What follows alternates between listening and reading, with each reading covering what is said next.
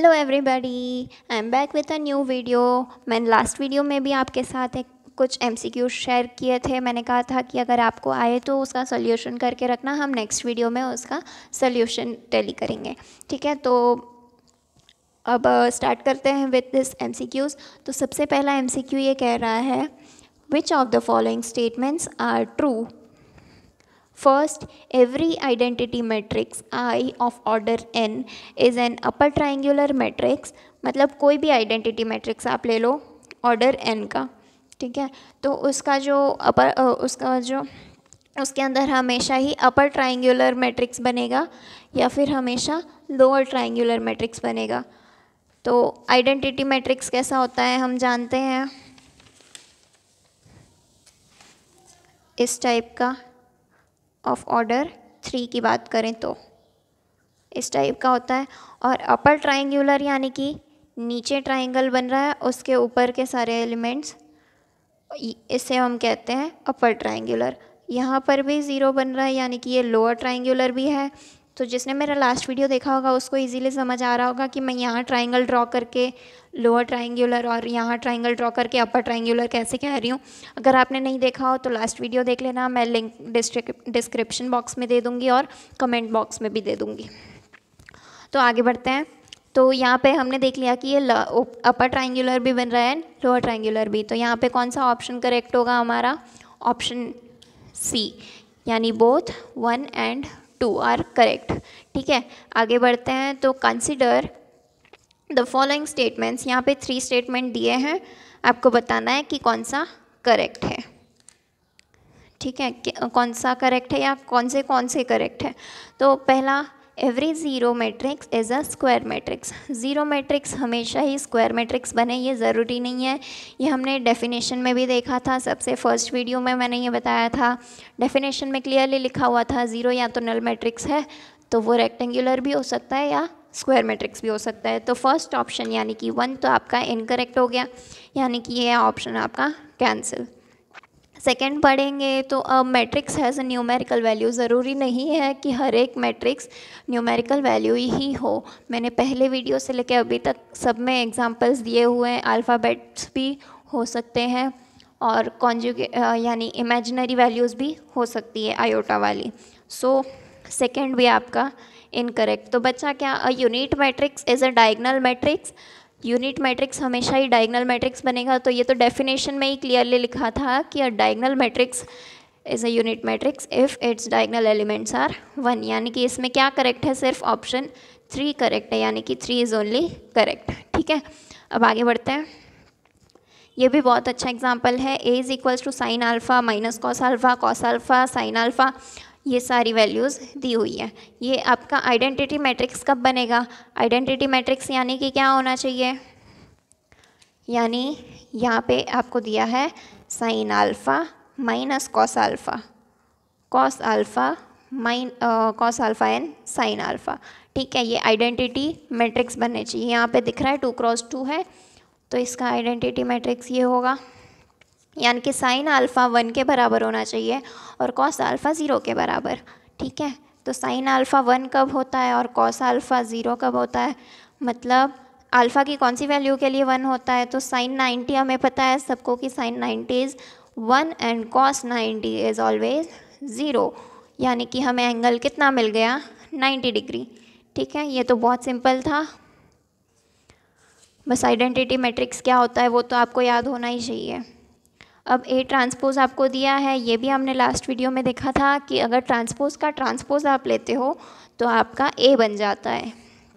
ठीक है, A transpose का ट्रांसपोज ए बनता है, या तो वो भी छोड़ो, अब हमें पता है ए ट्रांसपोज क्या है, उसके रो को कॉलम में चेंज कर देना है। ठीक है, तो यहाँ पे वही करना है, ए ट्रांसपोज का ट्रांसपोज ए होता है, यानी कि अगर इसका ट्रांसपोज करेंगे तो जो एक्चुअल मैट्रिक्स है वो मिल जाएगा। तो इसका ट्रांसपोज क्या होगा, 1 जो भी रो है उसे हम कॉलम में कन्वर्ट कर देंगे, यानी कि 1 5 माइनस 2 2 माइनस 6 9 4 3 4। ठीक है, so this is its actual matrix जिसका ट्रांसपोज ये है। तो अब आप इसका ट्रांसपोज करोगे तो यही मिलेगा, देखो 1 2 4 1 2 4, 5 माइनस 6 3, 5 माइनस 6 3, -2 9 4, -2 9 4। ठीक है, तो जब भी आपको उल्टा दे दिया हो ए से ए ट्रांसपोज तो आपको समझ में आ जाएगा, ए ट्रांसपोज से ए में भी सेम करना है आपको, ट्रांसपोज का भी ट्रांसपोज कर लो तो आपको एक्चुअल मैट्रिक्स ए मिल जाएगा। नेक्स्ट, अब सेम आपको मैंने कॉन्जुगेट के लिए दिया है एक एमसीक्यू। कॉन्जुगेट में हमने देखा था आयोटा की साइन सिर्फ नेगेटिव कर देनी है या तो साइन चेंज कर देनी है, तो जहाँ पे खाली यहाँ पे आयोटा नहीं है तो ये वाली वैल्यूज़ को हम एज इट इज़ रख देंगे। सो सबसे पहले तो ये कॉलम में कोई चेंज नहीं होगा, ए बी एंड सी।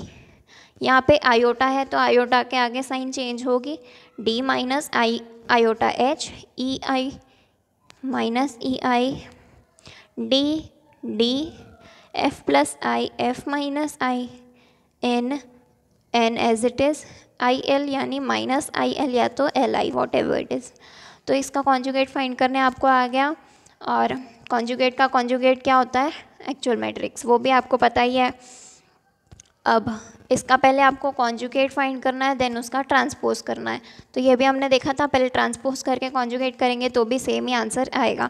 तो सबसे पहले तो नेगेटिव है, जहाँ पे आयोटा होगा उसकी साइन चेंज हो जाएगी। ठीक है, तो इसका पहले कॉन्जुगेट क्या मिलेगा, ए कॉन्जुगेट 4 माइनस आयोटा है तो 4 प्लस 5 आयोटा है आएगा कॉन्जुगेट इसका। 9 का as it is, 3 plus twice I यानी 3 minus twice I, minus 8 I plus 8 I. अब इसका भी आपको क्या करना है, ट्रांसपोज फाइंड करना है। इसका ट्रांसपोज यानी कि रो को आप कॉलम में चेंज कर दो। तो यहाँ पे रो क्या थी आपकी, 4 प्लस 5 आयोटा, यानी आंसर में आएगा 4 प्लस 5 आयोटा। इसको आपको इस रो को कॉलम में कन्वर्ट करना है, तो इसके साथ रो में था 9। अब नेक्स्ट कॉलम 3 माइनस ट्वाइस आई 8 आई। ठीक है, ये आपका आंसर हो गया। Next, for any matrix A का कॉम्प्लीमेंट इज इक्वल टू ए है। ठीक है,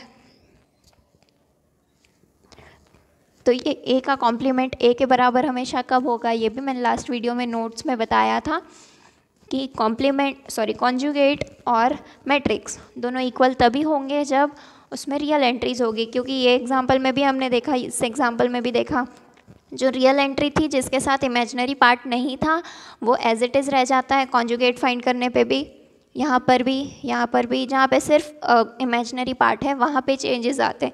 यहाँ पे अगर सारी एंट्री रियल होंगी तो फिर वो मैट्रिक्स और उसका कॉन्जुगेट दोनों ही इक्वल होंगे, और यहाँ पे अगर कॉम्प्लेक्स होंगे तो उसमें चेंजेस होंगे ही डेफिनेटली। प्योरली इमेजिनरी होगा तो भी उसमें चेंज आएंगे। और सो यहाँ पे एक ही ऑप्शन बचता है कि ऑल एंट्रीज आर रियल। ठीक है, तो ये आपका फाइनल एमसीक्यू हो गया। अब नेक्स्ट वीडियो में मिलेंगे, यही टॉपिक को कंटिन्यू करना है हमें। अभी सिमेट्रिक, हर्मिशियन, ये वाले मैट्राइसिस का डेफिनेशन और एमसीक्यूज़ बाकी है। उसके बाद हम ऑपरेशन ऑन मैट्राइसिस स्टार्ट करेंगे, वो भी बहुत ईजी है, वो भी हम 12th में सब कुछ पढ़ ही चुके हैं, सिर्फ एमसीक्यूज़ कैसे पूछते हैं वही देखना है आपको। ठीक है, so see you in my next video. Till then, bye bye, take care. Thank you for watching my video. Subscribe my channel if you like my videos and if you want updates of my new videos. Bye bye.